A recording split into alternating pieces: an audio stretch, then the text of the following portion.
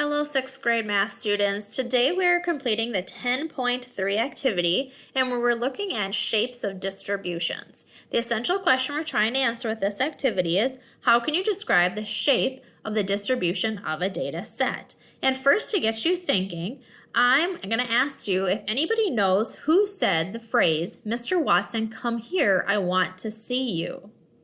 The person who said that phrase is actually Alexander Graham Bell. And he said that on March 10th, 1876, when he invented something that I know a lot of you depend on greatly. He invented the telephone. Originally, the telephone was connected to a wall. It is amazing to think about how cell phones have changed the telephone. You can probably ask many of your parents and they will remember a time when they for sure had a phone in their house that was connected to a wall. And they couldn't make phone calls unless they were actually in their house. Then slowly we started to get phones that we didn't have to have attached to a wall. We started to have some car phones, and now we've come all the way to where we are with cell phones today, which you don't have to be in your house to make a phone call. You can be anywhere and make a phone call and get in touch with somebody. We've come a long way from Alexander Graham Bell's invention. All right, first up, it says, the lists at the right show the last four digits of a set of phone numbers in a phone book. Create a list that represents the last digit of each phone number shown and make a dot plot of the data. Well, when I went through this list, I saw that there were 3 zeros, so I put 3 dots above the 0. Then I went through this list and I saw that there were 3 ones, so I made 3 ones above the 1. When I go back to this list, I see that there are 3 2s, so that means I would make 3 2s above this dot plot, and I would keep going to complete this dot plot. All right, I've completed the dot plot. So you can see above each of these numbers, there's exactly 3 dots. So the question says, in your own words, how would you describe the shape of the distribution? Well, I would call this distribution flat or rectangular, because I can draw a rectangle and I can fit all of those data points into that. So the single word that I would use to describe this type of distribution would be flat or rectangular, because all of the data points rise to the exact same height and they are the exact same for every number on this dot plot. Activity 2 says the list at the right show the first 3 digits of a set of phone numbers in a phone book. Create a list that shows the first digit of each phone number shown and then make a dot plot of the data. Well, this data gave me a little different look here.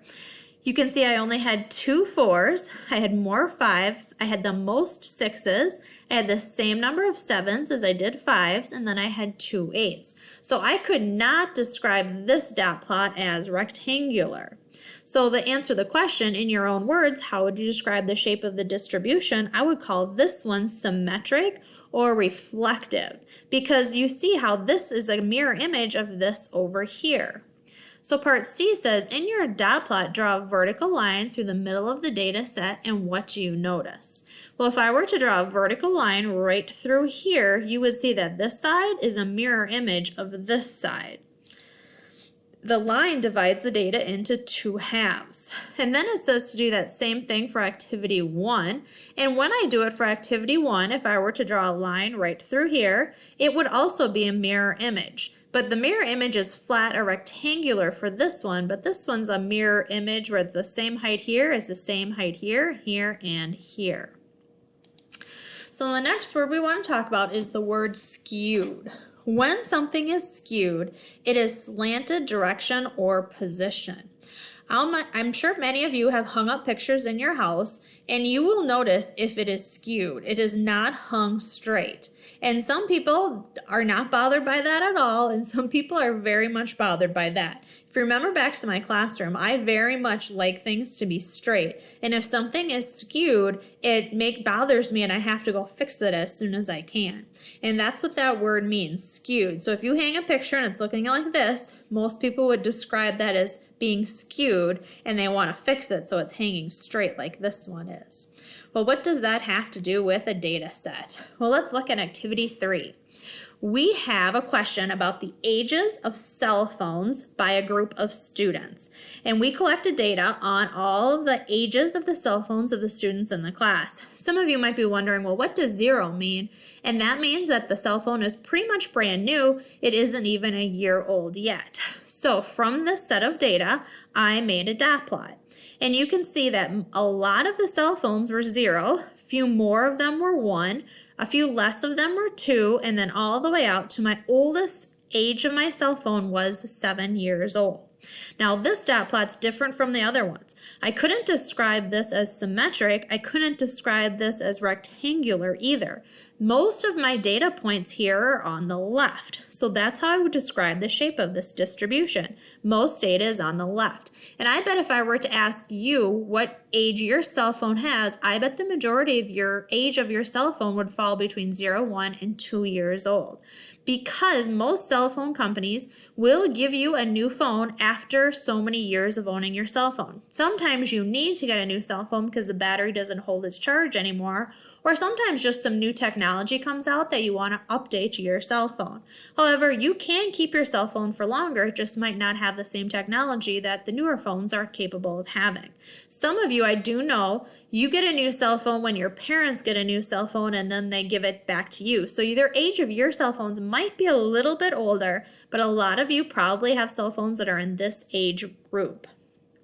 So part C says, what do you think this type of distribution is called a skewed distribution? Well, the reason that this distribution would not be reflexive or it wouldn't be rectangular is because this data is skewed, and that means it is slanted in a certain direction, and this one is slanted to the left. Most of my data points here fall to the left. There's just a few data points over here. So we would call this a skewed distribution because the distribution is slanted to the left.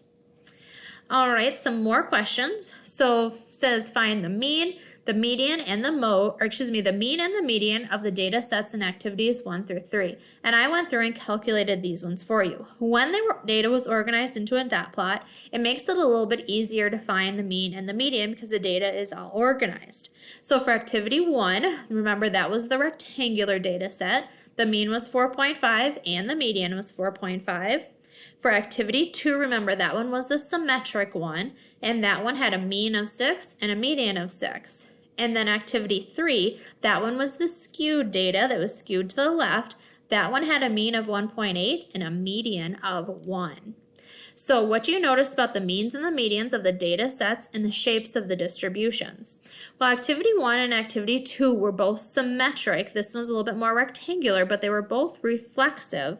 So that means the means and the medians are close to each other, and you can see that from this set of data.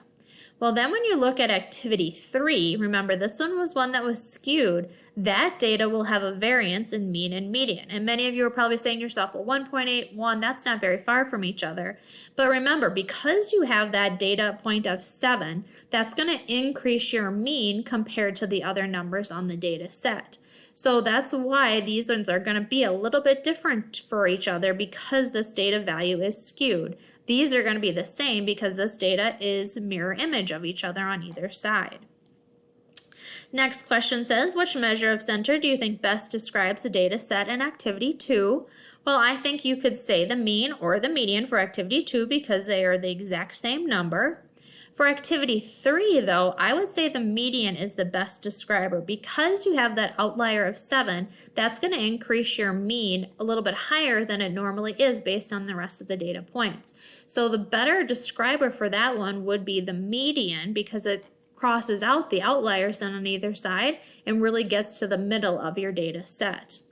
Now the last question here is talking about variation. And remember, the measures of variation have to do with MAD and IQR. So for activity 2, I would say the MAD would be the best describer because all of the points fall very close to the mean.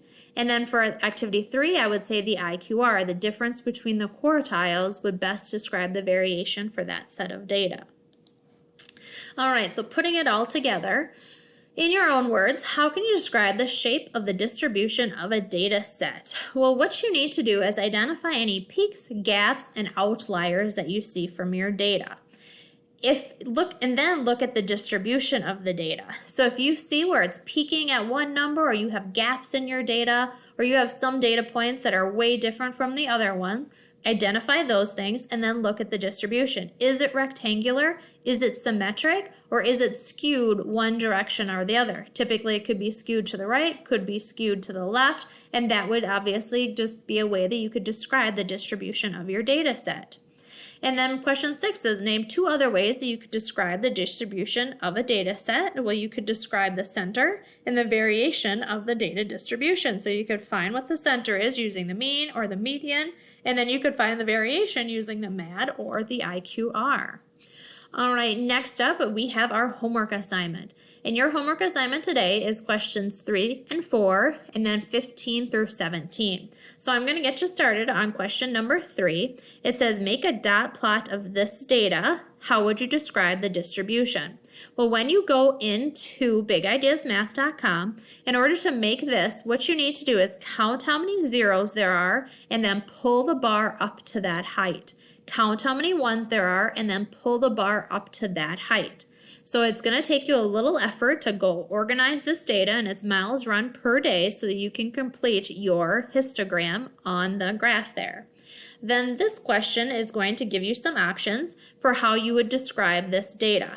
I would think the data would be described a certain way once you finish creating your histogram by pulling the heights up to whatever numbers they are on the list. Question number 4 is going to be very similar to this one, and then I'm going to skip ahead to question number 15. This is reviewing things that we worked on in chapter 9, and it says find the median, the first quartile, third quartile, and interquartile range of the data.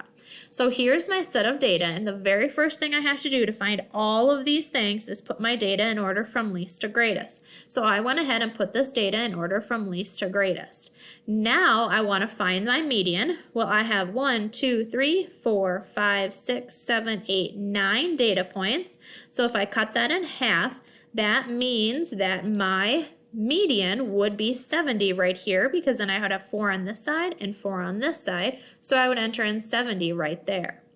Now to find my first quartile, I would have to find halfway in between those 2 points. So I would do 64 plus 67 divided by 2, and that would give me 65.5 for my first quartile. Then I need to find my upper quartile or my third quartile, and it would be halfway in between 74 and 76, which would give me 75. So that's what I would enter in there. Then to find my interquartile range, I would subtract 75 minus 65.5, and that would give me my interquartile range of 9.5. Now questions 16 and 17 are going to be just like this one. Again, first thing, put your data in order from least to greatest, find the middle number, then you can find the first middle, the second middle, and then subtract those 2 numbers to find your interquartile range. Remember, if you have any questions, please email your teachers. We'll be more than happy to help guide you through this homework assignment and any questions that you might have from this activity. Thanks for watching.